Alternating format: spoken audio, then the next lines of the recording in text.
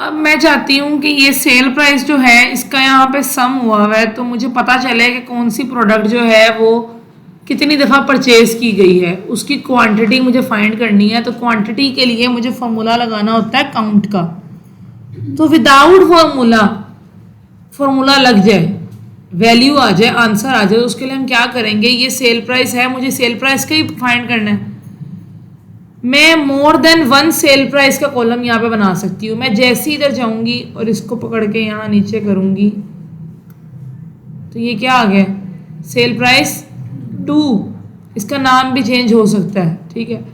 अब right click करें, right click करके यहाँ पे ऑप्शन है summarise values by, summarise values bye.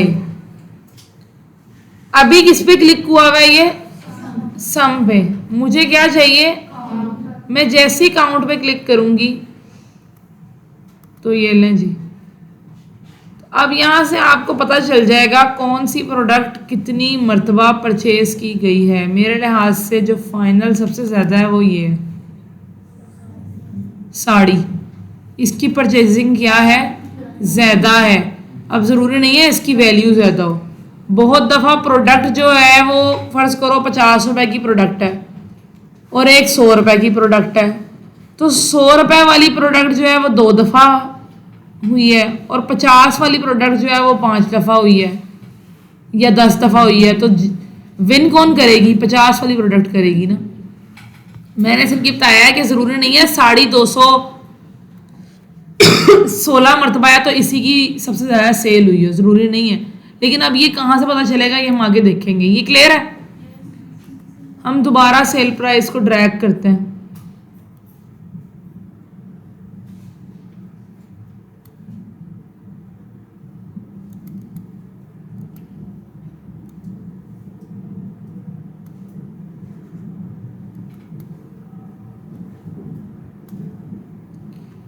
और अब मुझे मैक्सिमम वैल्यू फाइंड करनी है। क्या फाइंड करनी है, मैक्सिमम वैल्यू। तो सेम, अब वो देखो ऊपर नेम भी चेंज हो गया, काउंट हो गया वो, ठीक है। दोबारा राइट क्लिक करेंगे, समराइज वैल्यू बाय पे जाएंगे और मुझे यहां जाना है। तो मैक्सिमम सेल किसकी हुई है, यहां से जिसकी सबसे ज्यादा वैल्यू होगी मैक्सिमम सेल उसी की। अब आप कहेंगे मिस ये तो हमें ढूंढना पड़ रहा है, ढूंढना ही पड़ रहा है ना। तो इसके भी आगे बहुत से तरीके हैं कि ढूंढे बगैर कैसे होगा, वो भी बताती हूँ। यहाँ तक क्लियर है। अगर मैं यहाँ पे देखूँ, अगर मैं साड़ी को ही देखूँ, 14,000 नहीं है ये, हाँ 1,46,600, ऊपर है 1,34,000 और बाकी कम ही है। और नीचे है वुमेन ड्रेस जो है वो 1,46,000 है, ये 1,40,000 है। तो सबसे ज्यादा कौन सा है, 1,46,000। तो साड़ी अभी टॉप पर ही है। मैक्सिमम वैल्यू किसकी है, साड़ी की है।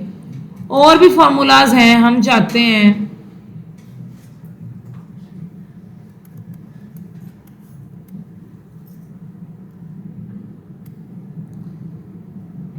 यहाँ भी आ गया।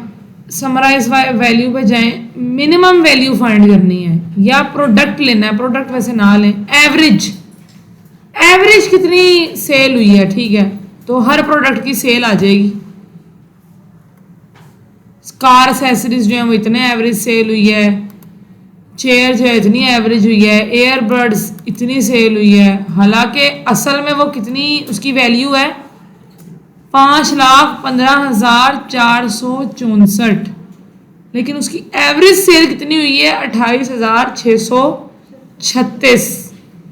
तो एवरेज इस तरह होती है। एवरेज आपको पता है किस तरह फाइंड करते हैं, sum of all values divided by number of value. कभी पढ़ा है ये मीन, मोड, मीडियन। तो जो मीन वैल्यू होती है उसको दूसरा नाम उसका क्या है, एवरेज है। कभी स्टैट्स में नहीं पढ़ा मीन, मोड, मीडियन। तो मीन का दूसरा नाम एवरेज होता है। और मीन का फॉर्मूला हम क्या पढ़ते थे, सारी वैल्यूज को हम क्या करते थे, सम करते थे और नंबर ऑफ वैल्यूज पे। फर्ज करें आप 40 बच्चे हैं एक क्लास में, मुझे आपकी एवरेज निकालनी है। तो मैं आप 40 के नंबर जो हैं उन सब नंबर्स को प्लस करूंगी और 40 पे डिवाइड कर दूंगी, तो एवरेज नंबर निकल के आ जाएगा कि मिसीशा की क्लास के एवरेज नंबर इतने हैं। तो एवरेज भी इस तरह फाइंड हो सकती है। क्लियर है? उसके बाद यहां तक ओके है। अब कुछ और फॉर्मूलाज हैं, हम इसको कॉपी करते हैं, पेस्ट कर लेते हैं। अच्छा, ये पिवट टेबल का हिस्सा नहीं है, लेकिन चलें, मैं चाह रही हूँ कि एक और आ जाए हमारे पास।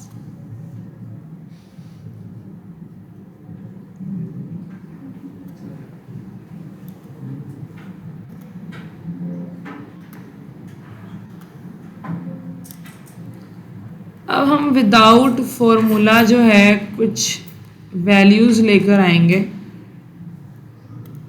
ये मेरे पास सेल प्राइस है और मुझे फाइंड करना है हर प्रोडक्ट की परसेंटेज, कौन सी प्रोडक्ट का कितना अमल दखल है। जाहिर है जिसकी ज़्यादा परसेंटेज होगी वो ज़्यादा सेलिंग पे होगी। तो हम राइट क्लिक करेंगे और राइट क्लिक करके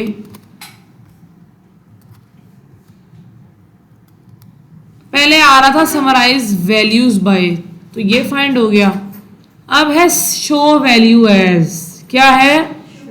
इसमें से मैं कुछ एक दो फॉर्मूलाज करवाऊंगी तो आपको समझ लग जाएगी। हमें चाहिए परसेंटेज ऑफ ग्रैंड टोटल, मतलब कि जो ये ग्रैंड टोटल है इसका हमें परसेंटेज चाहिए इन सब के ऊपर कि इसके मुकाबले सबने कितनी कितनी सेल की है। तो मैं कहीं भी क्लिक करके दोबारा राइट क्लिक करूंगी, शो वैल्यूज एज करूंगी और परसेंटेज ऑफ ग्रैंड टोटल पे क्लिक करूंगी। मैं कोई फॉर्मूला नहीं लगा रही, सब कुछ खुद हो जाएगा। तो ये देखें परसेंटेज आ गई है और सबसे ज़्यादा जिसकी परसेंटेज है उसकी सेल ज़्यादा है। साड़ी की कितनी है? 35 और बाकी अभी सारे इससे नीचे ही हैं अभी तक बाकी प्रोडक्ट्स में देखा जाए। और जो ग्रैंड टोटल है वो कितना हो गया? 100%। 100% में से इतने परसेंट सेल हो रही है बाकी सबकी। क्लियर है? तो मैं ये आपको जस्ट तरीका बता रही हूँ कि विदाउट फॉर्मूला आप किस तरह अपनी वैल्यूज लेकर आ सकते हो। उसके बाद अगर मैं आपको बताऊं,